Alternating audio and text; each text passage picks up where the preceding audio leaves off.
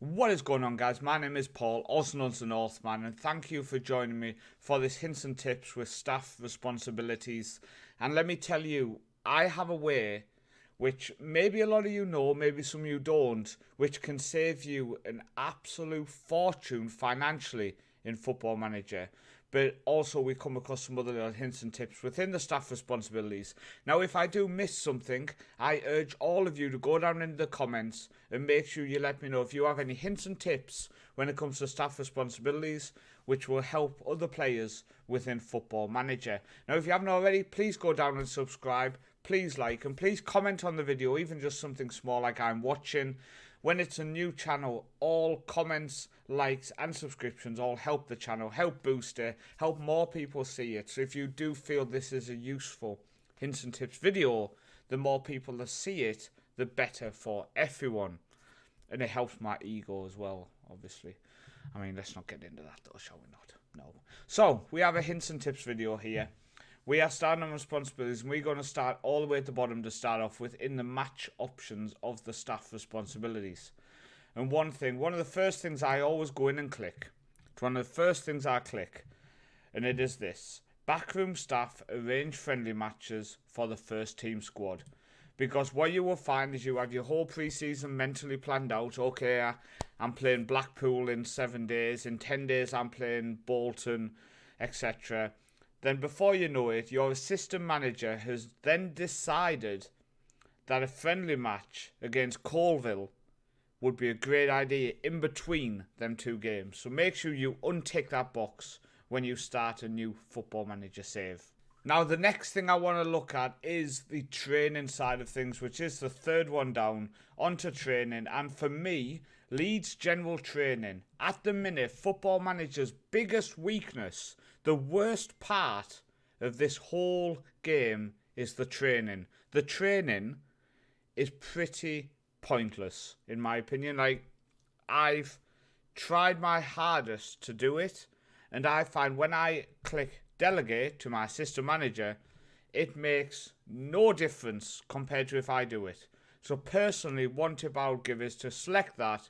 Then all you are focusing on is the individual training. If you have a youngster you want to improve, you're setting him to train as a winger, you're setting him to work on his passing, etc.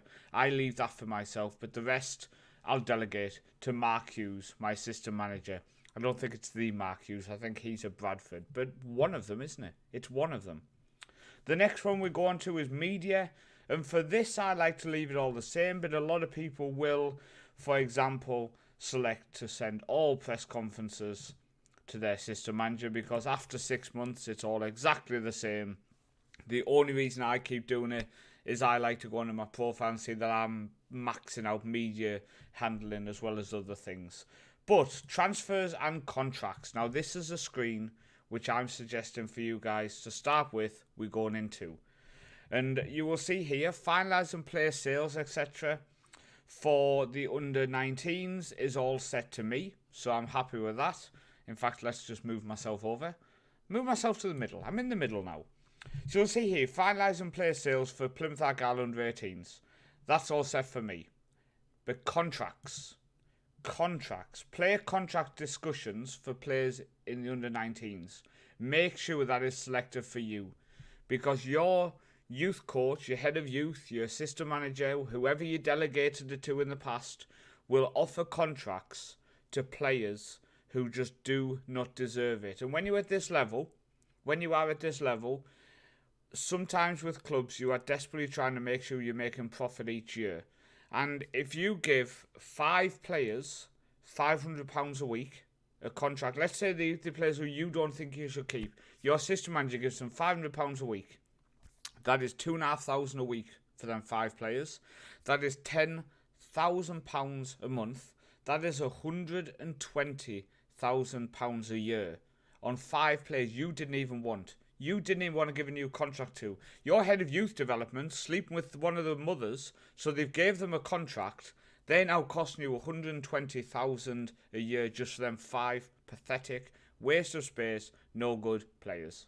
Now another one, again, especially at low league management, assigning the scouts. For me, I like to take control of that. And one of the reasons I like to take control of it is if you have somebody else doing it, he will be sending scouts all over the place, scouting players, spending money which maybe you do not have. When I'm in the lower leagues, I might only use my scouts for 2 or 3 months for the whole 12-month period, and that is because I'm trying to save money.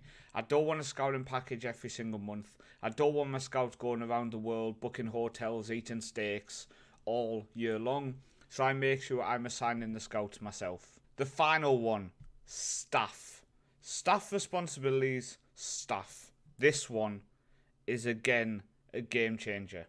An absolute game changer. So again, you can see, apart from the coaching courses, which I would take control of as well, you have here recruiting staff is all set to me. So I'm the only person who's hiring staff for the A team, the under 18s, as well as my loan manager, let's go through it, shall we? So I don't forget actually half of them. So you have your chief scout, your head of youth, you have your loan manager, your technical director, director of football, etc., etc. I make sure I hire them. Personally, in the low leagues, I don't need a loan manager. So why would I spend up to £1,000 a week on a loan manager when I don't need one? Do I need a technical director? Do I need a director of football? Depending on how you play the game, if you don't need all three of them, that could be £3,000 a week for three of them, all on £1,000 a week. That's £12,000 a month. That's 102 for that's 160,000 over the year. So if you had the 5 players we stopped our under 18 manager giving a new contract to, that's 280,000 over the year we've saved just on them little bits of deals. Now also, when you go into the contract side of things, I find that you have to be in control of that as well, because they will renew the contracts for staff and they will give them stupid wages. Now again, I've had situations in the lower leagues where I've had loan managers, technical directors, director of footballs, I've had under 18 physios, fitness coaches put together, costing me about £5,000 to £6,000 a week for staff we did not need. And well, work it out, 5,000 a week, 20,000 a month. That's 240,000 over the year. Along with all the other stuff, we're well over £500,000 just over one season saved, just by cutting some costs, by taking responsibility in this screen. So like I said, go to staff, go to responsibilities, take your time to go through it, delegate what you want to delegate, likes of training, but make sure you take control of contract negotiations. Make sure you take control of signing players and staff. But most of all, enjoy Football Manager. I've been Paul, also known as the Northman. Make sure you do go subscribe. Make sure you share the video. Please comment below and help boost this channel. I'm trying to grow it. I'm trying my hardest. I love you all. Thanks for watching.